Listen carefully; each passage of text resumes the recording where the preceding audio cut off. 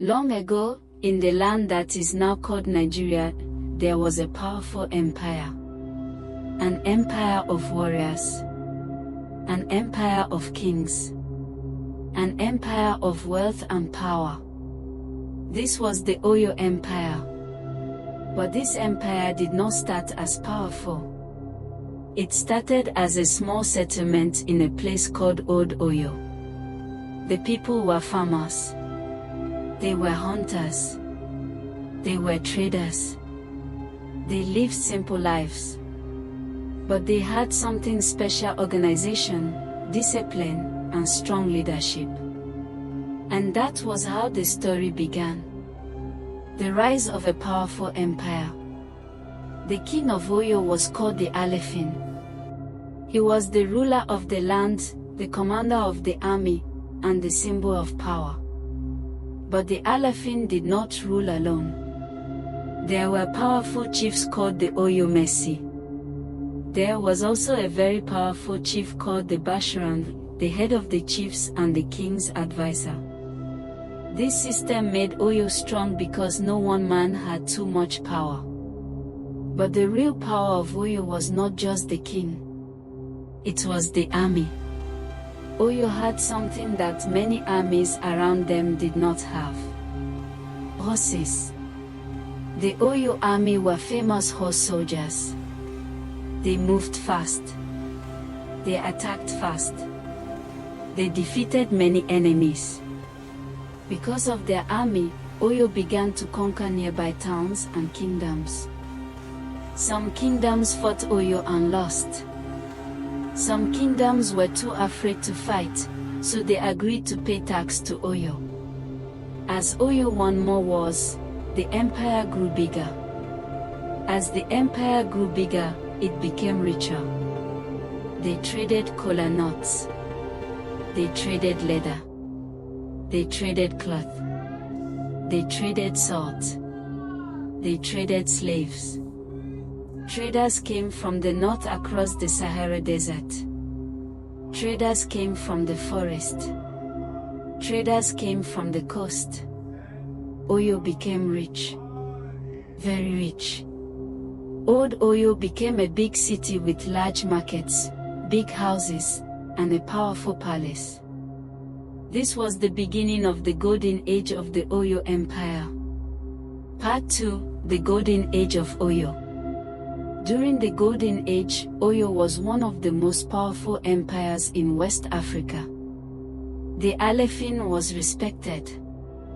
The army was feared. The empire was rich. Trade was booming.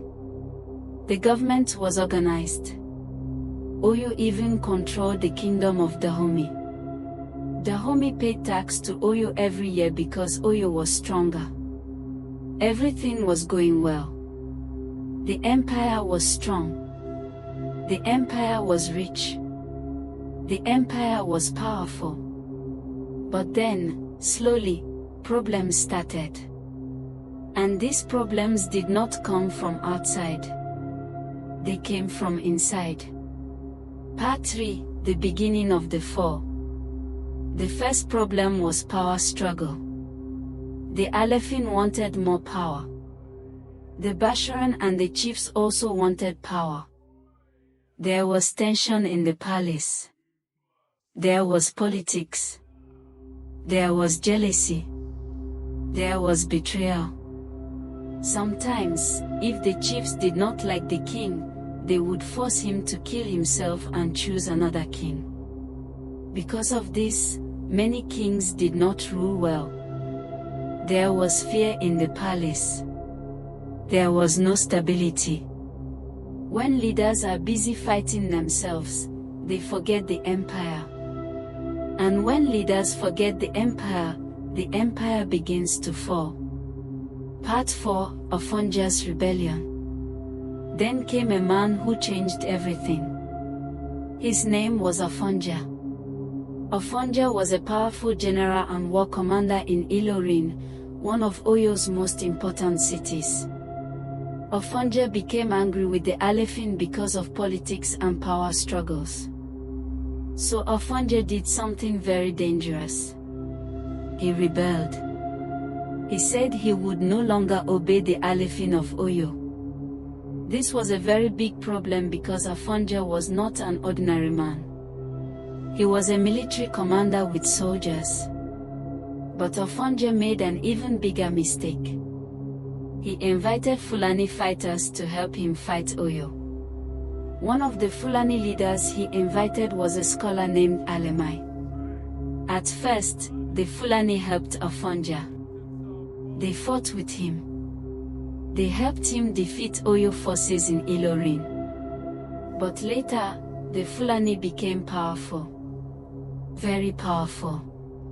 Then they turned against Afonja. They killed Afonja and took control of Ilorin. Now Oyo had lost one of its most important cities. But the problem did not end there. Part 5, the Fulani War. At this time, there was a big war happening in northern Nigeria. This war is known as the Fulani Jihad. The Fulani were conquering many kingdoms and building a new empire. After they took Ilorin, they began to attack the Oyo Empire. Oyo fought back, but Oyo was now weak because of internal problems. The army was not as strong as before. The leaders were not united. The empire was divided. One by one, Oyo began to lose cities.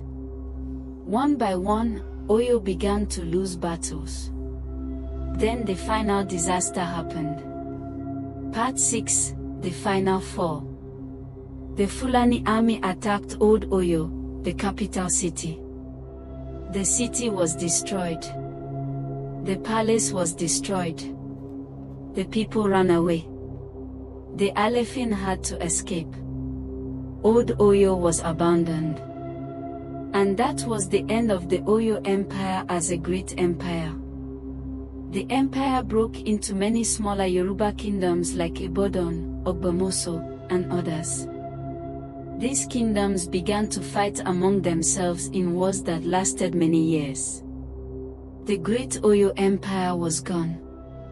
Today, Oyo is no longer an empire.